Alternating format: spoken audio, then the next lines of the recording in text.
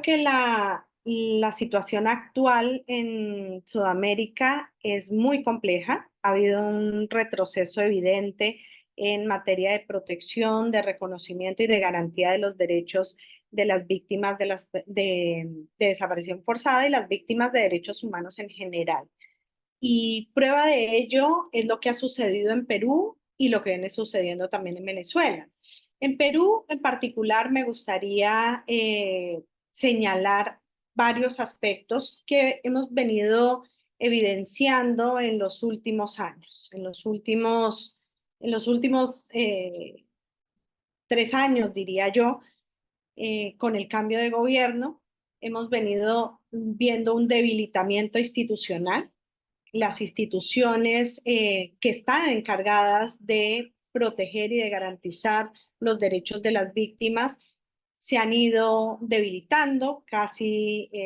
su participación y su avance viene siendo mínimo. Hay una falta de voluntad política de implementar las políticas públicas sobre derechos humanos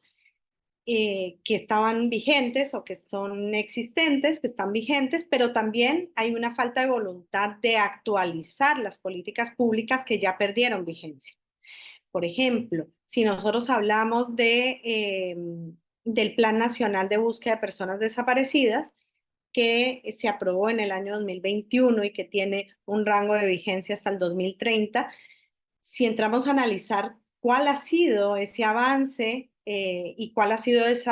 empoderamiento del mecanismo de búsqueda con enfoque humanitario, pues nos damos cuenta que es muy poco. Quizás yo diría que casi nulo respecto a lo que se había avanzado en años anteriores. Y si nosotros hablamos de la política pública, del Plan Nacional de Derechos Humanos, pues el plan que estaba vigente hasta el 2021, hace 4 años que el país está sin ninguna política pública sobre, sobre derechos humanos, es decir, no se ha actualizado ese plan, ni ha surgido una nueva política pública que establezca cuáles son estos indicadores que se deben seguir para ver cuál es el avance del país respecto a la protección, garantía de derechos humanos. Además de esta situación, hay que sumar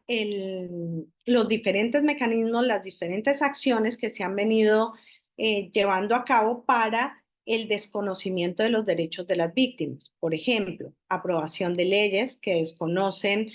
derechos que ya se habían reconocido y que digamos, el Estado peruano ya había avanzado en ese aspecto y que estaban quizás muchos de ellos pendientes de implementación o en proceso. Y el propio Congreso y el propio Estado, porque el Ejecutivo no ha observado estas leyes, llevan como consecuencia un desconocimiento de esos derechos de las víctimas de violaciones de derechos humanos. Y, por ejemplo, la última ley que se aprobó sobre, también conocida o llamada acá en Perú como de ley de impunidad o que establece una interpretación para la prescriptibilidad de los delitos de lesa humanidad y que en general lo que está llevando es a establecer una interpretación contraria a los tratados internacionales de derechos humanos, en la cual se establece que delitos que han sido cometidos antes de la ratificación de la Convención eh, del Estatuto de Roma y de la Convención de Imprescriptibilidad de los Delitos de Lesa Humanidad no podían investigarse, no podían sancionarse. Y esto está llevando o trae como consecuencia una limitación al acceso a la justicia de las víctimas, la imposibilidad de saber cuál ha sido el paradero o el destino final de sus seres queridos, es decir, estamos afectando tanto el derecho a la verdad, el derecho al acceso a la justicia y también el derecho a las reparaciones, porque En muchos casos, las reparaciones se fijan en el proceso judicial. Y digo en muchos casos porque si bien hay un proceso o hay un reconocimiento administrativo de las víctimas, estos programas de reparaciones que existen a nivel administrativo, pues siempre están limitados y se requiere además de que sean complementados a través de los procesos judiciales. Entonces, aquí vemos que juegan muchos factores, hay muchas aristas que nos dan como resultado un retroceso evidente en el reconocimiento y en la protección de los derechos de las víctimas de desaparición forzada y de derechos humanos en general.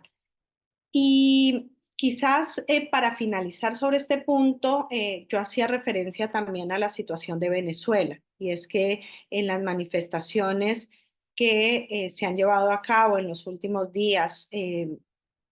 como resultado del proceso electoral en el cual